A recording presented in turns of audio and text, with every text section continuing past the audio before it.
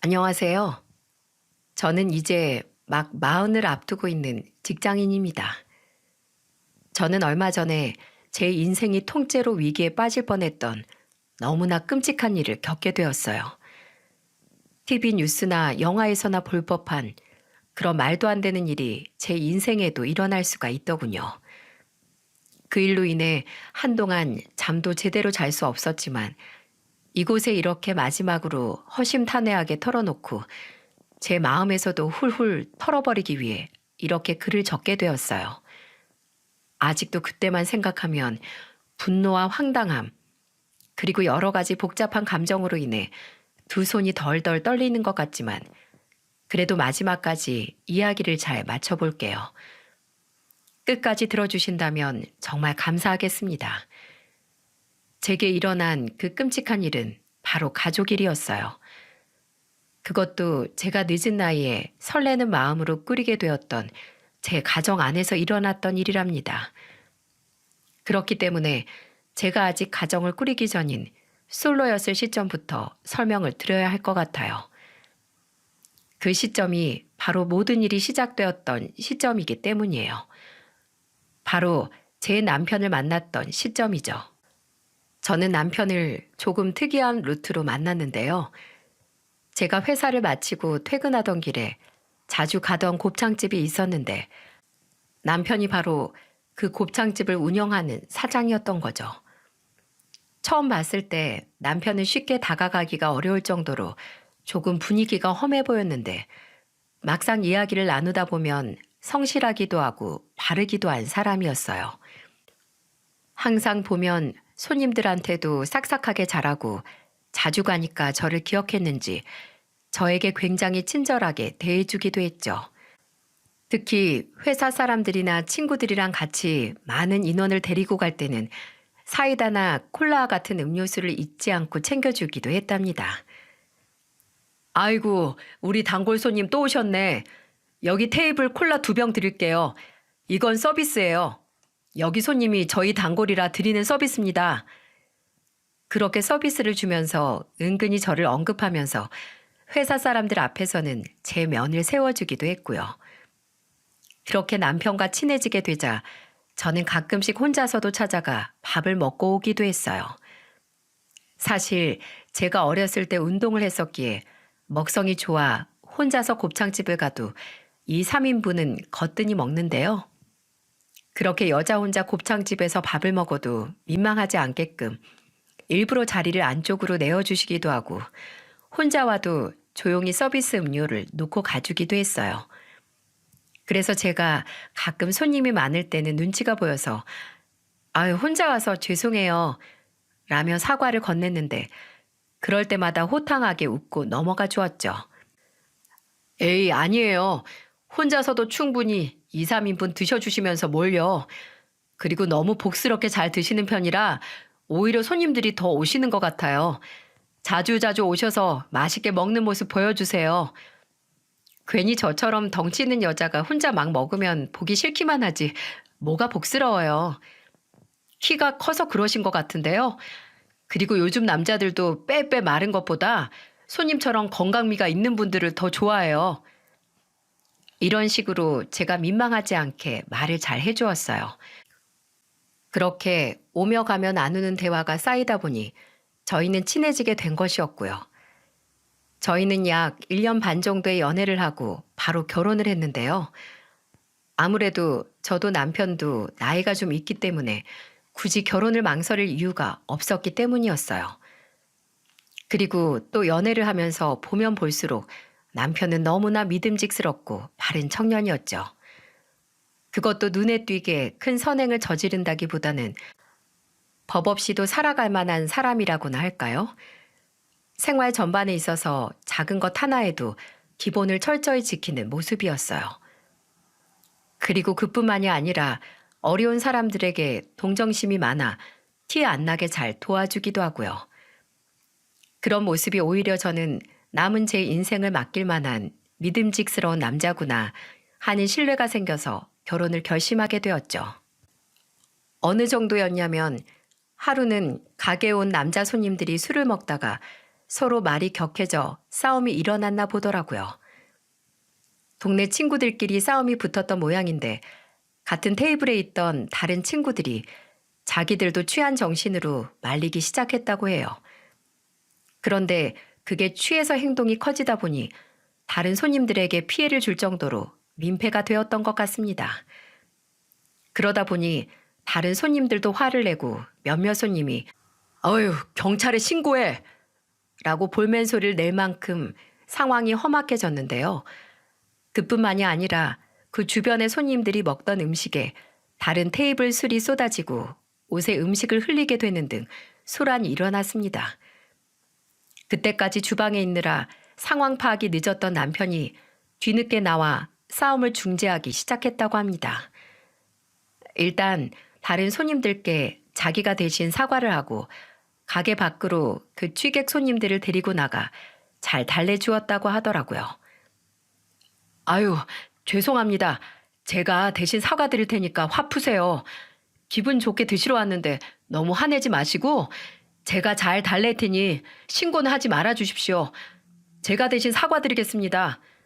오늘 음식값은 내지 말고 마음껏 드시고 가세요. 저희 아들뻘 아닙니까? 절 봐서라도 한 번만 좋은 마음으로 참고 넘어가 주세요." 남편은 그렇게 사람 좋은 웃음으로 모든 음식값을 받지 않고 다른 손님들을 보내며 옷에 음식을 흘린 손님께는 소정의 세탁비까지 쥐어서 보냈다고 합니다. 그 다음 날, 전날 술에 잔뜩 취했던 두 손님이 와서 사과를 하는데 그때도 남편은 그저 사람 좋은 웃음을 지을 뿐이었죠.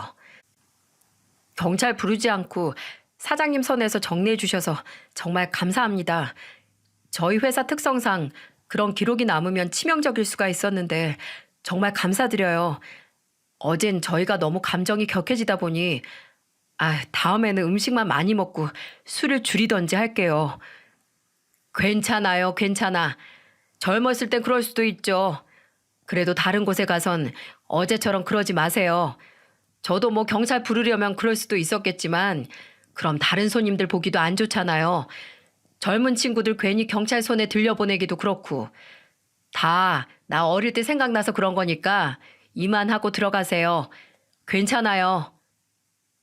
그렇게 손님들을 보내고 다른 어떠한 책임도 묻지 않았더라고요. 가끔 보면 답답한 게 착한 구석도 있었는데 저도 그러지 않으려고 했지만 한 소리씩 하게 되었어요. "아니, 그렇다고 그걸 그냥 그렇게 넘어가? 그랬다가 전부 취객들만 가게 오면 어떻게 하려고 그래? 아닌 건 아닌 거지. 그리고 그 음식값이 다 얼만데 그걸 그대로 공짜로 내어줘.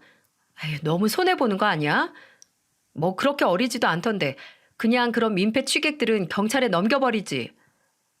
그러면 남편은 또 그런 저를 달래는 듯이 말하곤 했는데요.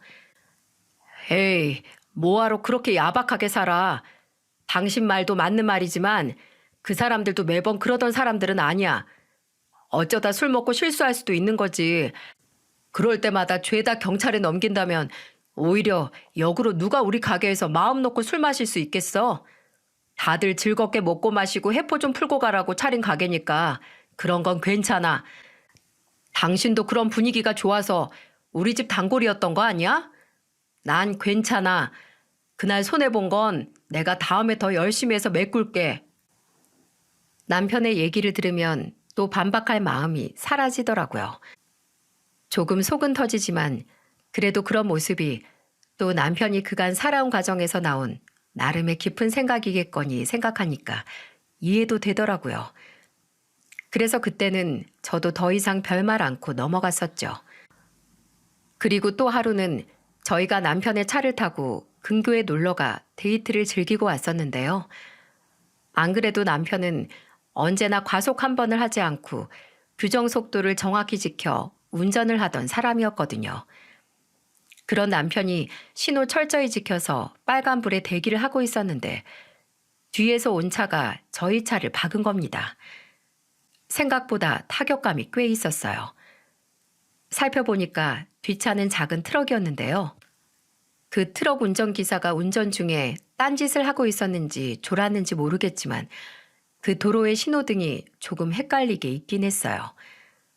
어쨌든 신호를 보지 못하고 정차되어 있던 차를 박은 거라 무조건 100% 뒷차의 과실이었죠.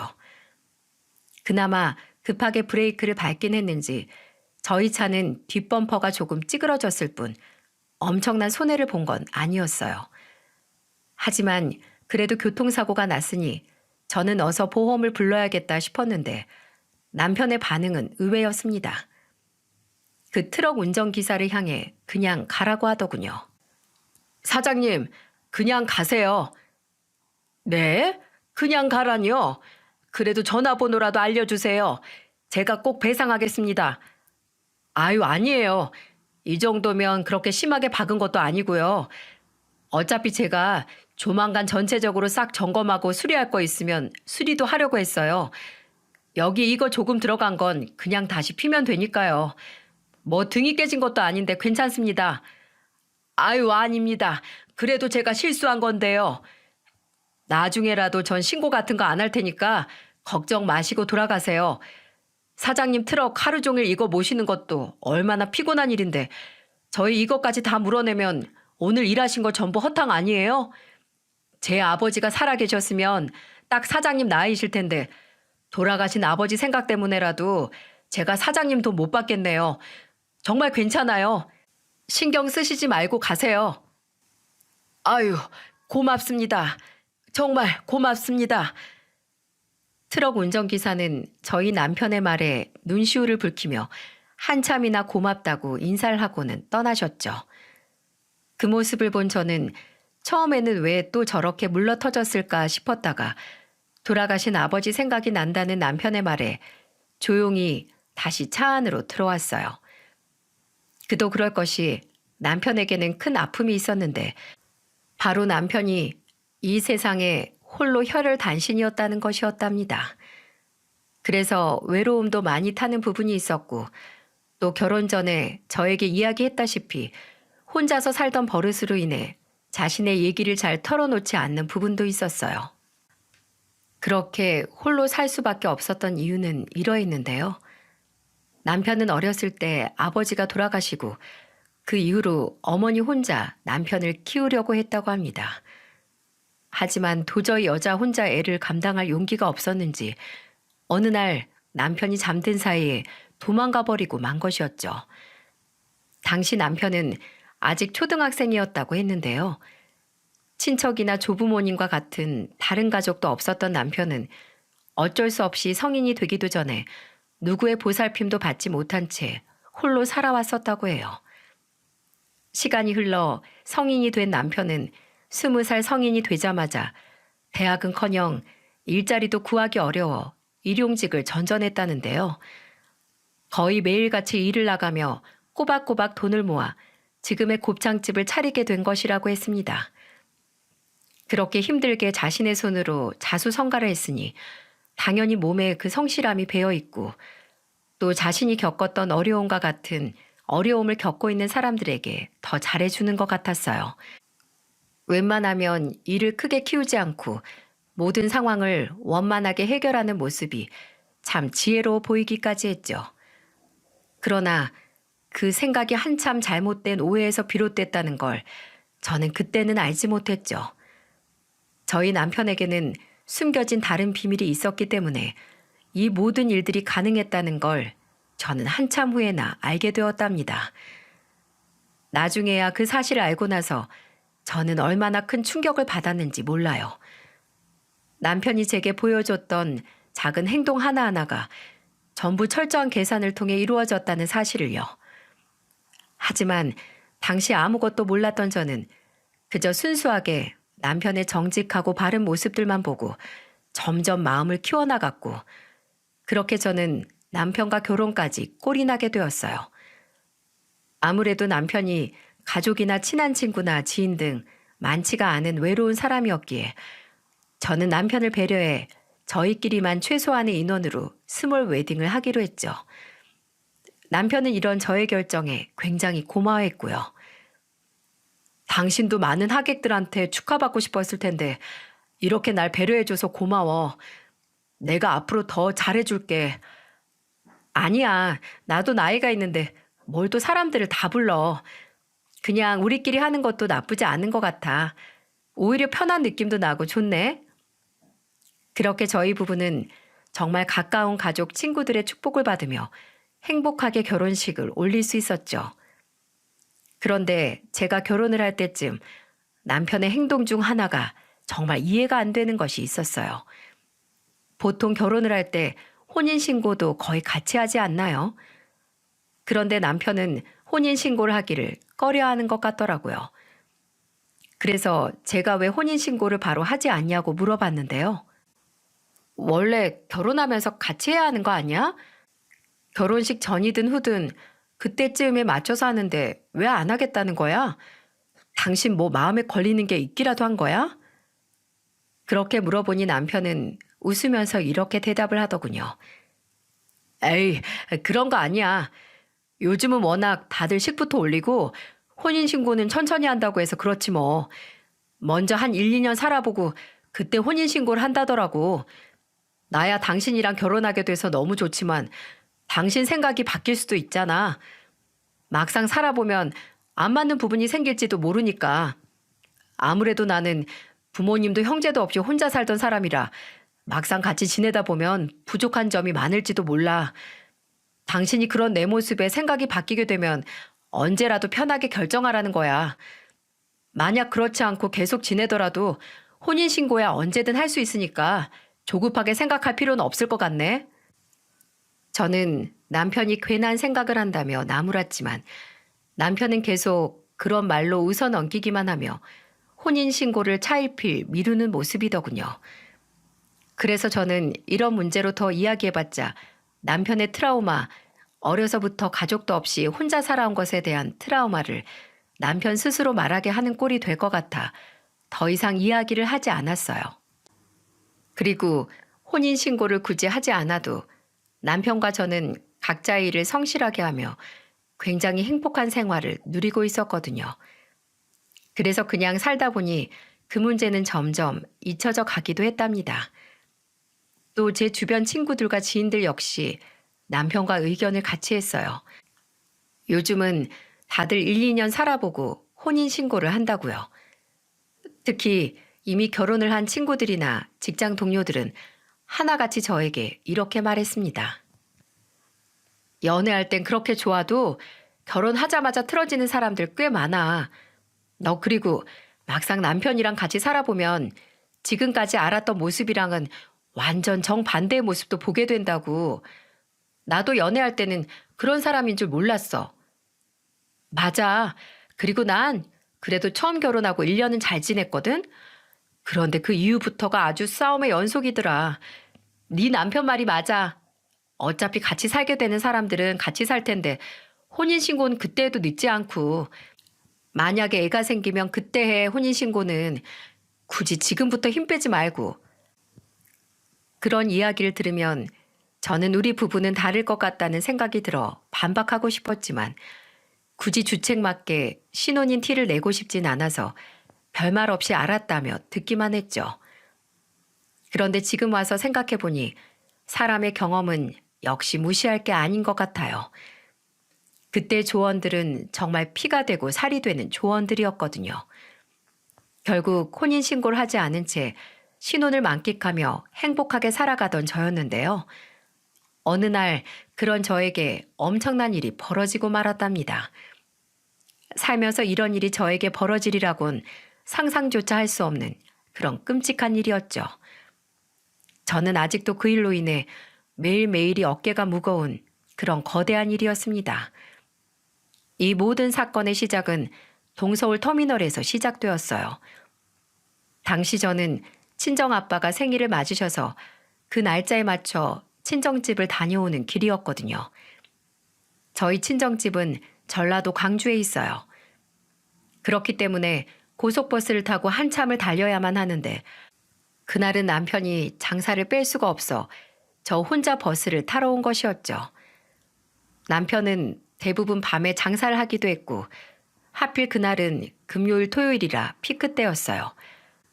그래서 장인어른께 죄송하다며 저에게 선물을 돌려보낸 것이었는데요. 저는 혼자 버스를 타기 위해 도착했다가 버스 시간대까지 어슬렁어슬렁 돌아다니고 있었는데 별 생각 없이 보게 된 공고에서 남편을 발견하곤 소스라치게 놀랄 수밖에 없었어요. 도저히 눈뜨고 볼 수 없는 무언가를 보고 말았죠. 지금도 그때 생각만 한다면 심장이 저 밑으로 쿵 떨어지는 그때의 느낌이 그대로 나는 것만 같아요. 남편의 얼굴은 상상조차 할 수 없는 곳에 있었어요. 그건 바로 지명 수배자 명단이었습니다. 그렇게나 착하고 성실한 제 남편이 지명 수배자라뇨. 이건 있을 수도 없고 있어서도 안 되는 일이었어요. 사진은 당시 저희 남편이랑은 머리 모양도 달랐고 살이 찌기 전인 듯 했는데 저는 혹시 제가 잘못 본 건 아닐까 싶었죠. 사실 당시에는 정말 진심으로 제가 잘못 본 것이길 바랬기도 했고요. 그런데 실제로 사진 속 남자는 남편의 이름과는 다른 이름이었어요. 저희 남편의 이름은 김주영이었는데 그 사진 속 남자의 이름은 김희용이었거든요. 그리고 세상엔 얼마든지 닮은 외모를 가진 사람들이 많기도 하니까 그럴 수도 있겠다 싶은 생각도 들었고요.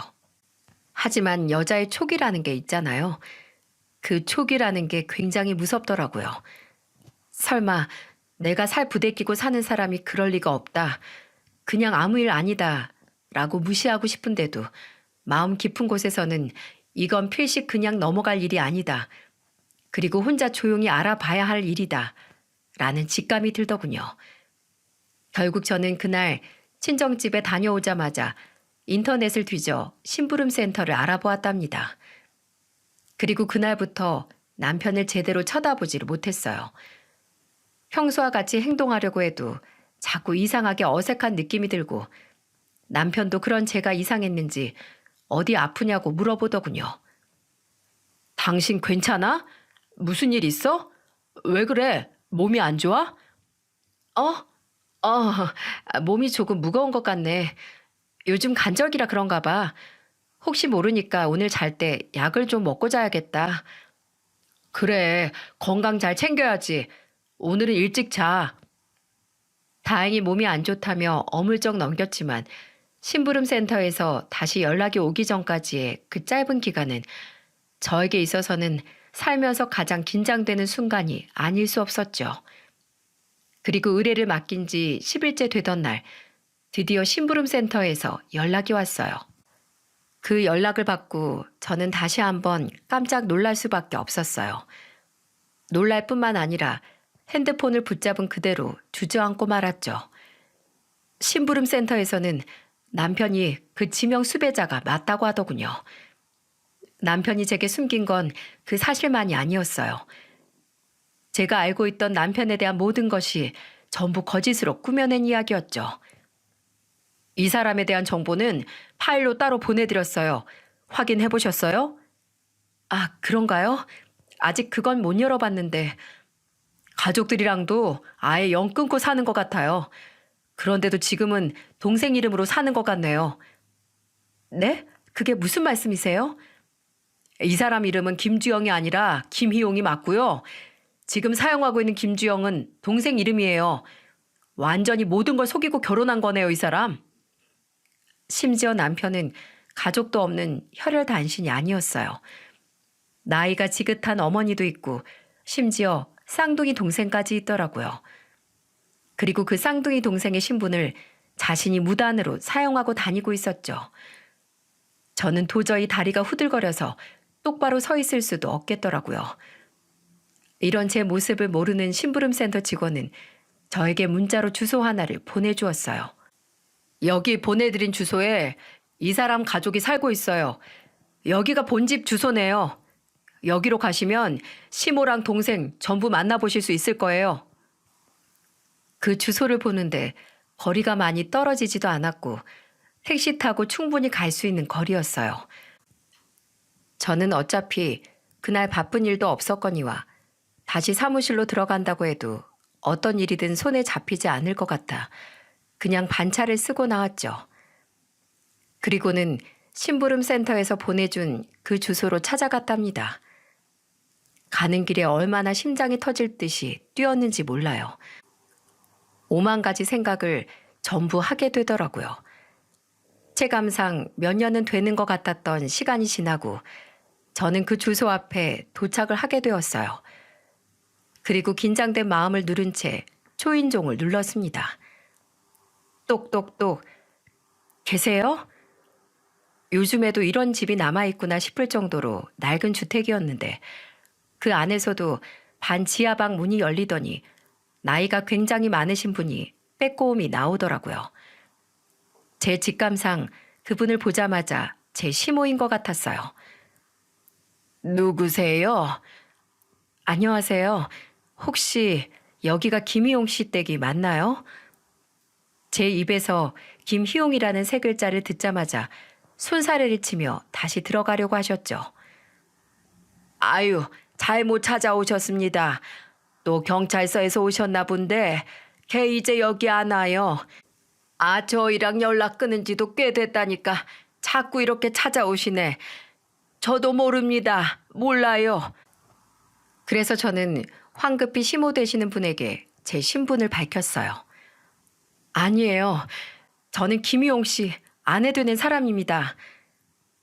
그러자 시모 되시는 분은 아주 천천히 몸을 돌려 저를 보셨어요. 한참을 쳐다보시더니 곧 문을 열어주시더군요. 그래서 저는 얼른 그 안으로 들어가 시모가 살고 계시는 방으로 들어갔습니다. 그 지하방 안에는 벽지도 멀쩡한 구석이 없었고 모든 살림살이가 좋기 30년은 되어 보였어요.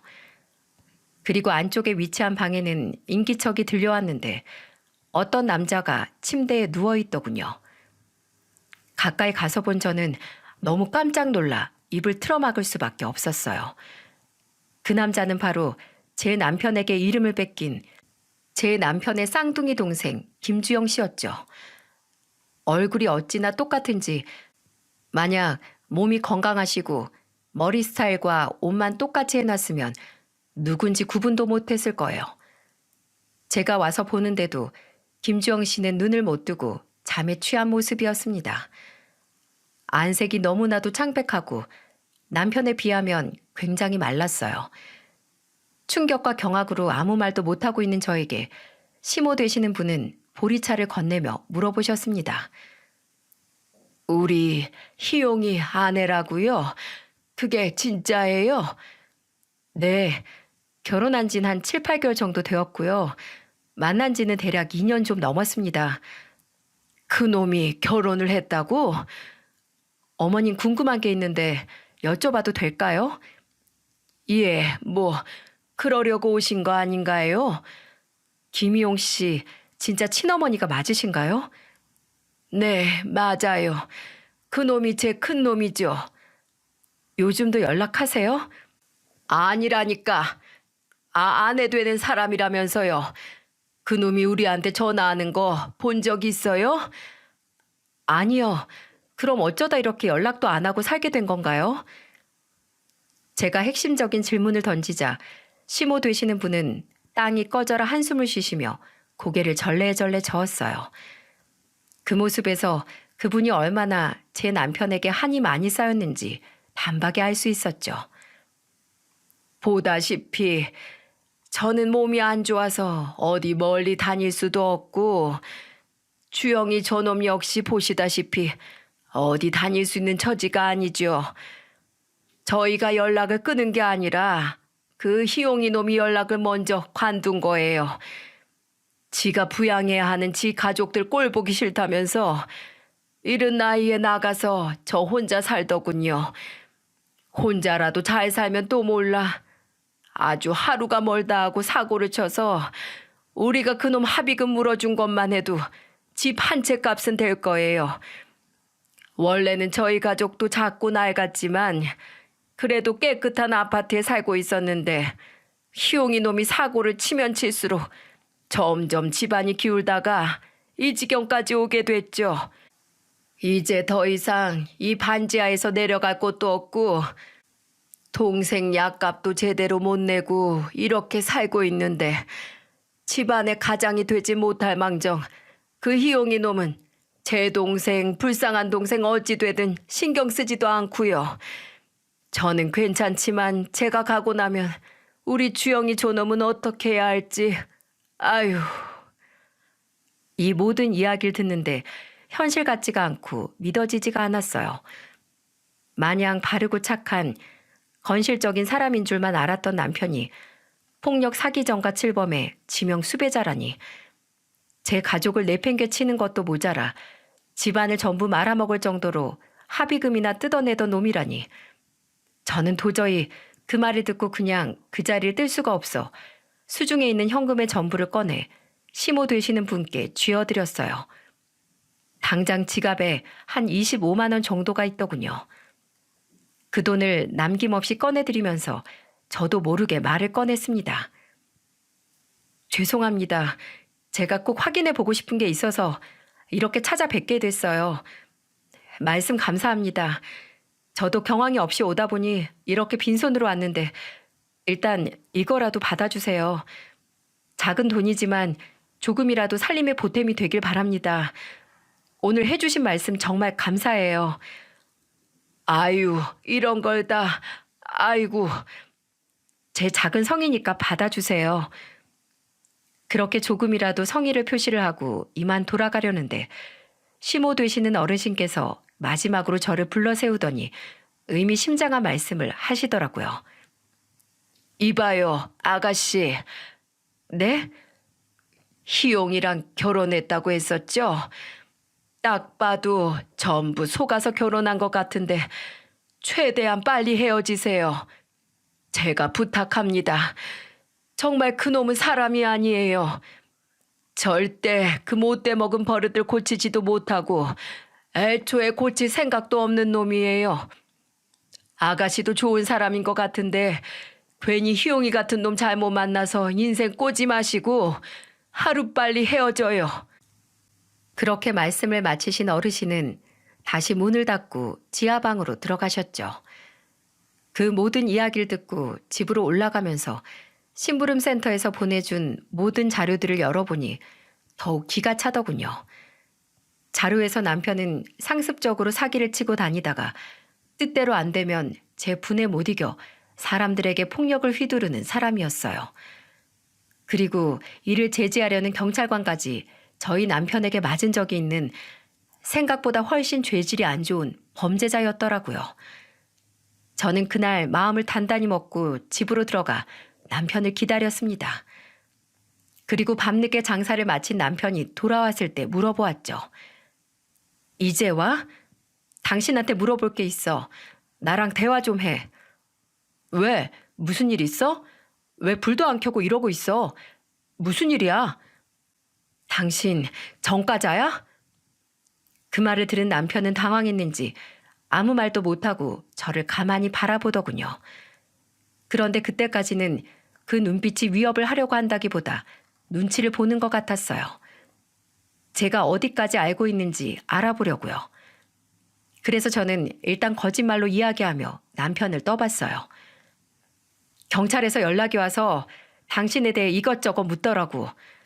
그런데 경찰 말로는 당신이 사기 전과도 있고 폭력 전과도 있다던데 그게 다 사실이냐고. 그러자 남편은 저에게 두 손을 싹싹 빌며 빌기 시작했습니다. 아니야, 다 오해야. 절대 그런 거 아니야. 당신도 알잖아. 내가 가족도 친척도 없이 고아인 거.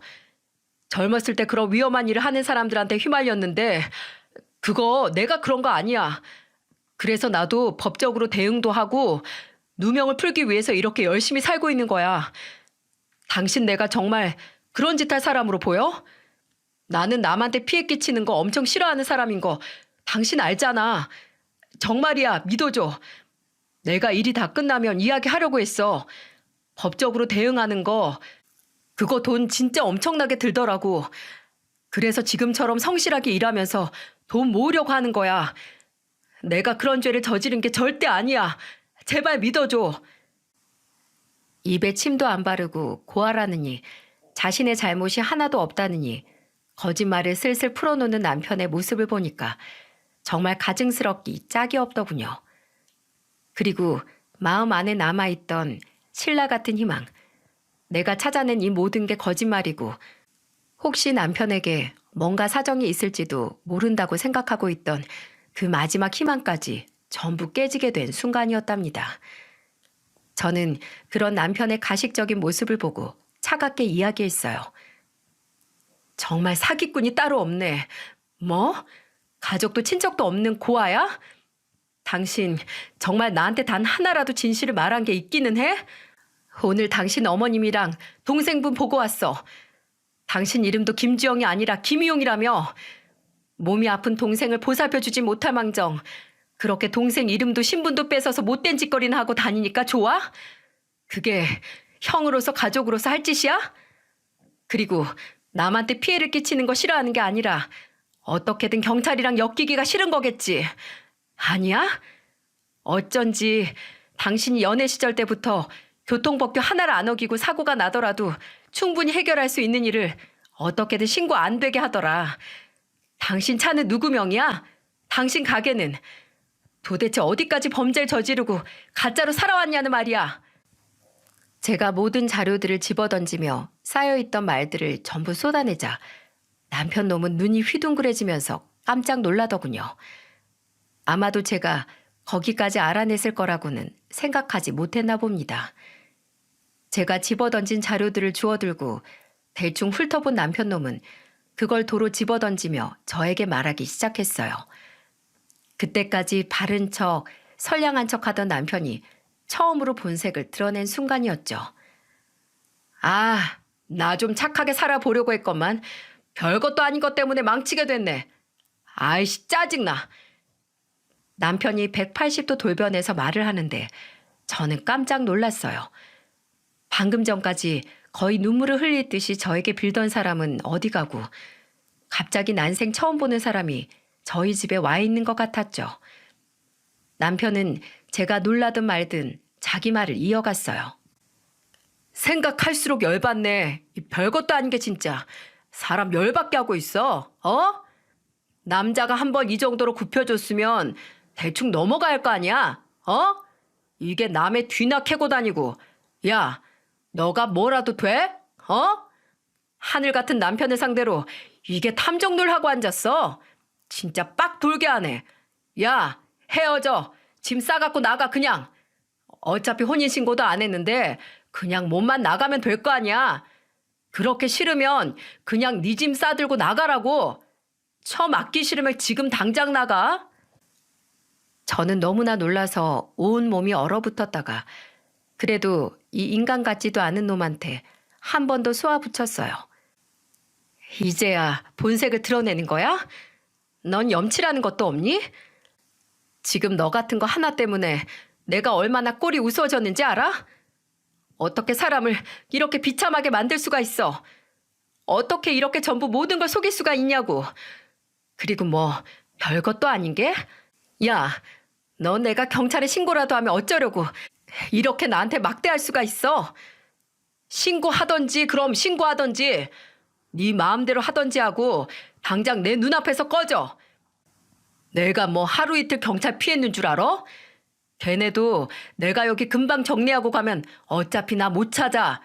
그러니까 그만 나 빡돌게 하고 나가. 저에게 무릎까지 꿇고 빌어도 모자랄 판국에 제게 모든 걸 들키고 모든 증거가 까발려지자 아주 적반하장으로 나오더라고요. 밑바닥까지 까발려지자 남편 놈의 인성이 제대로 나오는 것을 보고 저는 시모 되실 뻔한 어르신이 한 말이 정말 맞았구나 싶었네요. 그놈은 인간이 아니었습니다. 인간의 도리라는 것도 모르는 그저 짐승에 불과했죠.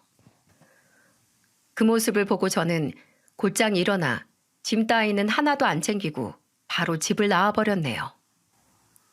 남편 놈은 제가 자기 말을 듣고 나갔다고 생각한 건지 순순히 저를 보내고 문을 쾅 닫아버리더군요. 하지만 저는 그냥 집을 나온 것이 아니었어요. 그 길로 곧장 경찰서로 찾아갔죠. 제 몰골이 어땠는지 모르겠지만 제가 경찰서로 들어가니 모든 경찰분들이 저를 놀란 눈으로 쳐다보더라고요. 저는 지명수배범 김희용 신고하러 왔습니다. 라고 딱 한마디를 했고 곧바로 형사님들이 저를 데리고 들어가더군요. 저는 그 자리에서 형사님들께 제가 겪고 보고 들은 모든 걸 술술 다 말해버렸어요. 형사님은 제 이야기를 모두 듣더니 곱창집이 막 오픈하는 시간에 남편을 급습했어요. 그놈은 제가 신고를 하리라는 생각조차 못하고 여유롭게 가게 오픈 준비를 하고 있더군요. 곱창집 안으로 형사님들이 들이닥치자 그 인간은 들고 있던 모든 물건을 집어던지고 형사님을 위협하며 반항하기 시작했죠. 사람 잘못 봤다고! 저리 가! 남의 영업장에서 뭐 하는 짓이야? 그러다가 남편놈은 형사님들과 같이 온 저를 발견하고 눈이 뒤집히며 분노하기 시작했어요. 설마 하니 같이 살았던 제가 하루 만에 신고를 할 줄은 그 인간도 예상치 못했나 봅니다. 갑자기 형사님이 있건 말건 저에게 달려들려고 하길래 저는 저도 모르게 그 인간이 달려오는 모양 그대로 한 팔을 잡고 업어치기를 시전해버렸어요. 잔뜩 분노한 남편이 저에게 달려드는 모습을 보고 놀라서 오던 형사님들 전부 놀라서 얼어버리셨죠. 하지만 그것도 잠시 바닥에 내리꽂힌 채 고통에 제대로 움직이지도 못하는 남편을 뒤집어 수갑을 채우기 시작하셨습니다. 저는 그 비굴해진 꼴을 보고 철저하게 비웃어 주었죠. 어딜 덤벼? 한 주먹거리도 안 되는 인간이. 내가 그랬지. 나 유도부 출신이라고. 고등학교 때까지 선수였다고. 어디서 키도 조그만 게 까불고 있어? 아이고, 허리야. 내 허리. 형사님들, 전현도 수갑 채우세요. 지금 절 폭행했잖아요. 나 뼈 부러진 것 같다고요. 하지만 형사님들은 꿈쩍도 안 했습니다. 양손목에 수갑을 채우게 된 남편은 그제야 고통이 가셨는지 아니면 제 조롱에 정신이 번쩍 들었는지 저를 보고 악에 받쳐 소리를 지르기 시작했어요. 놔! 이거 안 놔? 영장 있어? 당신들 이거 다 불법으로 체포하는 거 아니야? 그리고 너, 내가 가만 안 둘 줄 알아? 내가 이거 똑똑히 기억하고 있을 거야. 알겠어? 네가 감히 뭔데 날 신고해? 너 내가 풀려나기만 해봐. 아주 가만 안 둘 테니까. 알겠어? 얌전히 꺼지라니까 왜 까불어? 넌 내가 절대 가만 안 둬. 그런데 그 모습이 더 이상 저는 위협적이지가 않더라고요. 그래서 저도 똑같이 맞받아쳤습니다. 그래. 어디 나와봐. 지금 누가 누구한테 억울하다는 거야? 내가 너 나오기만 하면 이거보다 2배로 더 갚아줄 줄 알아. 알겠어? 너 같은 인간 감옥 가서 먹는 콩밥도 아까운데 무슨 주제에 곱창집이야 곱창집은? 정신 차려. 넌 그동안 동생 신분 빌려서 마련했던 모든 거 가게든 집이든 차든 하나도 못 남기고 감옥에서 썩을 줄 알아. 알겠어? 너 그거 징역 몇 년 살고 오는 거 그게 제대로 된 참교육 같니? 너 나와서 내 눈에 띄면 그날로 바로 땅을 치고 후회하게 될 거야. 너는 감옥에서 아무것도 못할 테지만 나는 뭐든지 할 수 있으니까 까불지 말라고. 아유, 내가 미쳤지. 남들 등쳐먹을 궁리만 하다가 같은 사람한테 주먹이나 휘두르는 놈이라니. 내가 다시 한번 경고하는데 다시 한 번만 내 눈에 띄면 평생 후회하게 만들어줄 테니까 다시 내 눈에 띄지 마. 알겠어? 그렇게 흠씬 혼을 내고 나서 그 금수 같은 놈은 저를 죽일 듯이 노려봤지만 형사님들의 커다란 손에 끌려 경찰차에 끌려갈 수밖에 없었어요. 그리고 저는 모든 살림을 단 하루 만에 정리해 그 끔찍한 놈이 있는 곳과는 먼 곳으로 이사까지 가버렸답니다. 그 인간 말을 들은 것 중에 그거 하나만은 도움이 됐더군요. 바로 혼인신고를 나중에 하자는 거요. 법적으로 아무것도 묶여있지 않으니 한결 정리하기가 쉽더라고요. 그렇게 생활을 정리하고 다시 혼자 지내고 있는데 한동안은 악몽도 꿀 만큼 심적으로 많이 힘들긴 했어요. 여러분도 생각해 보세요. 제가 자칫 잘못했으면 그런 범죄자랑 계속 한 입을 덮고 한 집에서 같이 살았을 수도 있다는데 멀쩡하기는 아무래도 힘들잖아요. 그래도 이런 제 사정을 아는 주변인들이 너무나 많이 도움을 주셨고요. 그래서 요즘은 점점 다시 일상을 되찾아가고 있답니다. 평생 이런 일은 뉴스에서나 볼 줄 알았지. 저에게, 그것도 제가 믿고 같이 살고 있는 남편이란 인간이 저에게 끔찍한 뉴스가 될 줄은 꿈에도 생각을 못했어요. 이래서 사람들이 사람 속은 청길 물속이라고, 절대 겉으로 보이는 부분으로만 사람을 판단하면 안 된다고 하지만, 그 말이 이렇게까지 제 인생에 큰 교훈으로 자리 잡게 될 줄은 몰랐던 거죠. 저희 부모님은 뒤늦게 이 소식을 듣고 한동안 알아 누우실 만큼 충격을 받으셨지만, 그래도 지금은 가슴을 쓸어내리며 조상님이 도왔다고 얼마나 감사해 하시는지 모릅니다. 맞아요. 제가 우연히 버스터미널에서 남편의 지명 수배 사진을 본 건 어쩌면 조상신이 도왔다고밖에 볼 수 없을 정도로 큰 기적인지도 모릅니다. 저희 신고로 경찰에 넘겨진 남편놈은 2년 6개월형의 징역을 살게 되었다고 해요. 아픈 동생은 나 몰라라 내팽개치고 오히려 그 동생의 신분을 훔쳐 신분증, 운전면허증, 통장, 핸드폰 등등 온갖 생활을 누리던 남편놈은 이번에는 법의 심판을 피해갈 방법이 없었을 겁니다. 같은 죄목으로 전과도 많고 계속 경찰의 추적을 피하며 살아왔을 만큼 죄질이 나쁘기 때문에 선처를 하나도 받지 못했다고 합니다. 제 마음 같아서는 한 100년은 징역을 받았으면 좋겠는데 일단 당장은 여기에서 만족을 해야겠죠. 저는 직장도 옮기고 번호도 바꾸는 등 개인정보를 많이 바꾸었지만 그래도 혹시 몰라 그 인간이 나올 때쯤에 경찰에 신변 요청을 할 생각이에요. 그런 사람 같지도 않은 인간이 무슨 짓을 또 할지 모르니까요. 그래도 저는 그동안 오히려 더 열심히 살아가며 걱정이나 불안을 떨쳐내고 일상을 다시 되찾으려고 노력을 하고 있습니다. 그 괴물 같은 인간이 징역형을 판결받은 지는 한 5개월 정도가 지났네요. 저는 그 인간에 대한 모든 기억은 전부 잊고 다른 새로운 저만의 삶을 다시 꾸려나갈 겁니다. 옛말에 고진감래라는 사자성어가 있죠. 고생 끝에 낙이 온다는 뜻이잖아요. 앞으로 저에게 행복이 찾아올지는 모르겠지만 더 이상 불행은 찾아오지 않도록 마음을 되새기며 열심히 살도록 하겠습니다. 저의 새로운 시작을 여러분 모두가 응원해 주시길 부탁드려요. 그리고 이 방송을 시청하는 모든 분들도 행복과 즐거움이 가득한 하루하루 보내시길 기원합니다.